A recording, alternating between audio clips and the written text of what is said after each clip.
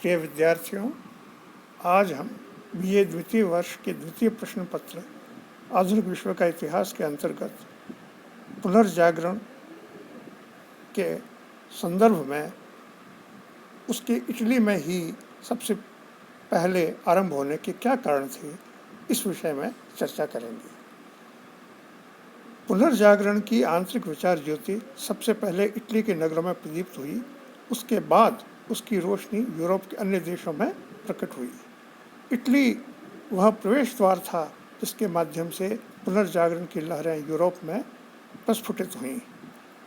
यह एक स्वाभाविक प्रश्न है कि इटली की भूमि पर ही पुनर्जागरण के बीज सर्वप्रथम प्रस्फुटित क्यों हुए।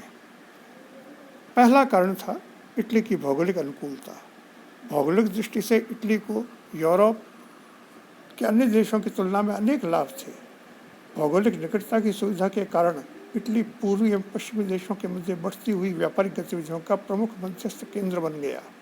नवीन आर्थिक समृद्धि का पहला जाम इटली के व्यापारियों ने पिया। इसी प्रकार पूर्वी देशों से आने वाले नवीन विचारों को भी सर्वप्रथम इटली ने ग्रहण किया। धर्मयुद्धों से लौटने वाले यूरोपवासी सबसे पहले इटली के नगरों में ही रुकते थे। 1453 ईस्वी में जब तुर्कों ने कुस्तुनतुनिया पर अधिकार कर लिया तो वहाँ से भागने वाले बहुत से यूनानी लेखकों और कलाकारों ने भौगोलिक निकटता के कारण इटली के नगरों में शरण ले ली।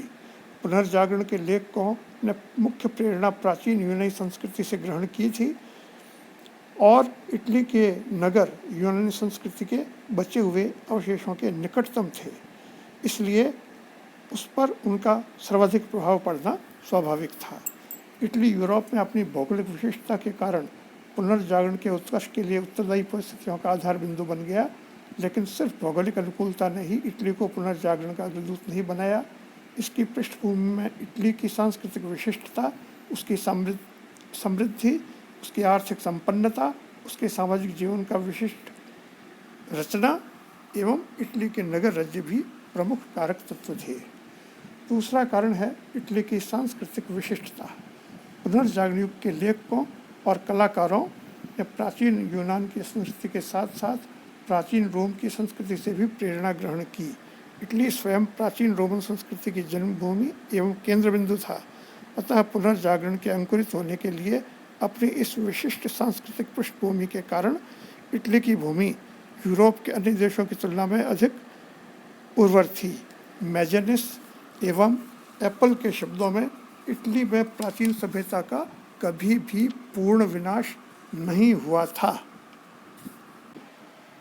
मठों में बहुत सारा लातीनी साहित्य छिपा पड़ा था और प्राचीन रोम के बहुत से महत्वपूर्ण भवन अब भी खड़े थे। इटली ईसाई जगत का केंद्र भी था क्योंकि वहाँ रोम में पोप का निवास एवं साम्राज्य था। पुनर्जागरण की भावना के उदय की दृष्टि से यह एक प्रतिगामी स्थिति थी, लेकिन इसका सांस्कृतिक लाभ इटली को एक अन्य दृष्टि से मिला। कुछ पोप इतने कट्टर नहीं थे, उन्होंने साहित्य के विकास में रुचि प्रदर्शित की। पोप निकोलस पंचम 1447 से 1455 ईस्वी ने वेटिकन में पुस्तकालय की स्थापना की एवं संत पीटर के गिरजाघर का निर्माण करवाया। प्रकारांतर से इन गतिविधियों ने पुनर्जागरण की आंतरिक भावना के विकास में योगदान दिया। तीसरा कारण है इटली की आर्थिक समृद्धि। पूर्वी देशों एवं यूरोप के मध्य होने वाले प्रचुर व्यापार का मुख्य मध्यवर्ती केंद्र होने के कारण इटली में आर्थिक समृद्धि एवं संपन्नता का आगमन यूरोप के अन्य देशों की तुलना में अपेक्षाकृत पहले हुआ। यह आर्थिक समृद्धि इटली में पुनर्जागरण की भावना के शीघ्र उत्कर्ष के लिए दो प्रकार से सहायक रही। पहला, इटली में एक नव धनाढ्य वर्ग उत्पन्न हुआ जो अपनी आर्थिक संपन्नता के बलबूते पर स्वतंत्र जीवन शैली का अनुगामी हो गया। उसने चर्च के एकाधिकार को चुनौती दे डाली। इस नव धनाढ्य वर्ग ने मानववादी कलाकारों एवं साहित्यकारों को बड़ा संरक्षण प्रदान किया। मानववाद का संबंध मानव के प्रत्यक्ष लौकिक एवं भौतिक उत्कर्ष से था और नव धनाढ्य वर्ग की स्वतंत्र एवं कुछ अर्थों में स्वच्छंद आकांक्षाओं को यह बात अत्यंत रुचिकर लगी। दूसरी दृष्टि से मानववाद चर्च के आधिपत्य को एक चुनौती थी और इटली का नव समृद्ध वर्ग धर्माधिकारियों के नियंत्रण को स्वीकार न करने की मनस्थिति में था। लॉरेंजो द मैग्निफिसेंट यानी भव्य और शानदार फ्लोरेंस का सबसे धनी व्यापारी था एवं इटली के नव अभिजात वर्ग की भावनाओं एवं आकांक्षाओं का सबसे जीवंत एवं क्रियाशील प्रतिनिधि था। उसने उस समय के अनेक महत्वपूर्ण कलाकारों को संरक्षण प्रदान किया। दूसरा, व्यापारिक समृद्धि के कारण इटली में नगरों का विकास तेजी से हुआ, जैसे फ्लोरेंस, वेनिस, मिलान, नेपल्स आदि। ये नगर पुनर्जागरण युग की नव सांस्कृतिक गतिविधियों के केंद्र बन गए।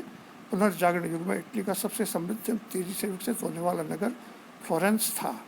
फ्लोरेंस की प्रगति 3 क्षेत्रों पर आधारित थी: बैंकिंग, वाणिज्य और उद्योग। अमीय प्रसाद सेन ने लिखा है, समूचे यूरोप में फ्लोरेंस के बैंकिंग प्रसार का सानी नहीं था। मिलान, एविग्नन, लायंस, पेरिस, बर्गस और लंदन सभी जगह फ्लोरेंस के बैंकिंग परिवार फ्रेस्काबाल्दी, बार्डी, पेरूरी, मेदिची उच्च वित्त क्षेत्र में दंत कथाओं के नायकों की तरह प्रसिद्ध हैं। यह उल्लेखनीय है कि पुनर्जागरण के अनेक कलाकार एवं लेखक फ्लोरेंस नगर से जुड़े हुए थे, जैसे Leonardo da Vinci, Michael Angelo, दांते, पेट्रार्क, बोकासियो, मैकावेली आदि। पुनर्जागरण इटली में सबसे पहले होने का चौथा प्रमुख कारण था इटली की विशिष्ट सामाजिक स्थिति। यूरोप के अन्य देशों की तुलना में अपने कुछ विशिष्ट ऐतिहासिक परिस्थितियों के कारण इटली में सामाजिक वर्गों का विकास एक अलग तरीके से हुआ, जिसके कारण इटली में सामंतवादी व्यवस्था कभी भी मजबूत नहीं हो पाई। सामंतवादी व्यवस्था पुनर्जागरण के विकास में एक प्रमुख बाधक तत्व या रोड़ा थी। इटली के सामाजिक जीवन में विभिन्न वर्गों के मध्य अलगाव की रेखाएं कट्टर सहिष्णुता से नहीं खिंची हुई थी, बल्कि उनमें एक स्वस्थ नागरिक चेतना के संकेत मिलते हैं।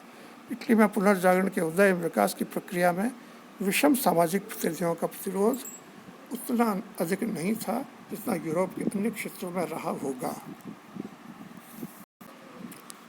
5वां बिंदु है इटली के नगर राज्य। इटली के कुछ नगर जैसे फ्लोरेंस, वेनिस स्वतंत्र नगर राज्यों के रूप में विकसित हो गए एवं उनमें जनतंत्रवादी प्रवृत्तियों का भी विकास होने लगा। इन नगर राज्यों पर सम्राट एवं पोप का नियंत्रण अपेक्षाकृत बहुत शिथिल था। ये नगर राज्य पुनर्जागरण की उद्घोषणा के आरंभिक एवं प्रमुख केंद्र बन गए। इस प्रकार इटली में सर्वप्रथम पुनर्जागरण का प्रभाव सर्वप्रथम साहित्य के क्षेत्र में प्रकट हुआ। साहित्य में पुनर्जागरण के अंतर्गत पुनर्जागरण युग में रचे गए साहित्य में यद्यपि क्लासिकी साहित्य अर्थात प्राचीन यूनान और रोम के साहित्य की आंतरिक भावना का पुनरुत्थान दृष्टिगोचर होता है, लेकिन बहुत सी ऐसी नवीन विशेषताएं इस काल के साहित्य में दिखाई देती हैं जो अपने आप में अभूतपूर्व हैं एवं नवयुग के संदेशवाहक हैं। पुनर्जागरण युग के साहित्य की नवीन विशेषताएं इस प्रकार हैं। पहला, मानववादी चेतना। इस काल में साहित्यकारों की मुख्य चिंता धार्मिक विषयों का प्रतिपादन नहीं है। इस काल की रचनाओं में मानववादी चेतना का स्वर प्रखर दिखाई देता है, अर्थात साहित्य में मानव जीवन की दैनिक वास्तविक एवं प्रत्यक्ष अनुभूतियों, समस्याओं एवं आकांक्षाओं का चित्रण प्रमुख है।